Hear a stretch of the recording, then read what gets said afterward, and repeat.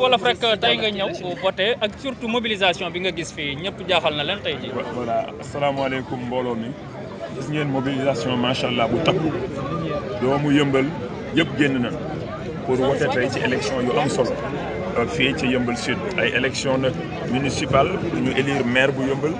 mais élection aussi départementale pour ñu élire président conseil départemental ak le conseil départemental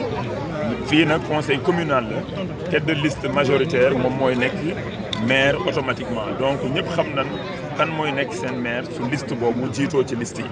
maa ngi gërëm population bi di sant population bi ci seen engouement ci seen engagement pour ñëw exercer seen devoir civique ndaxte lii lu leen war la te commune dafa am solo gouvernement dafa décentraliser commune yi nag gën a jege askan bi war a toppatoo li nga xam ne mooy jafe-jafe askan yi indi ci ay saafara ci fànn bu ne fànn assainissement fànn fu ne daal am na loo xam ne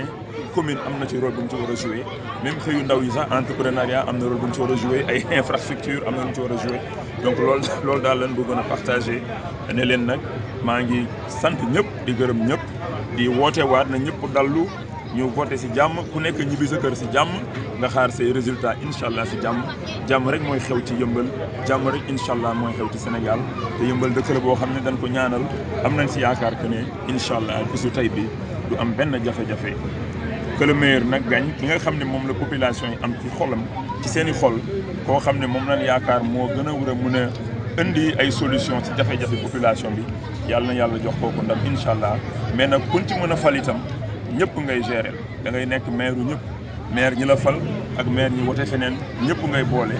ndaxte ay citoyen yëmbal nañ am nañ seen i ay droit am nañ tam seen i ay devoir fii ci commune bi loolu laa bëggoon partagé di leen gërëm di leen sant merci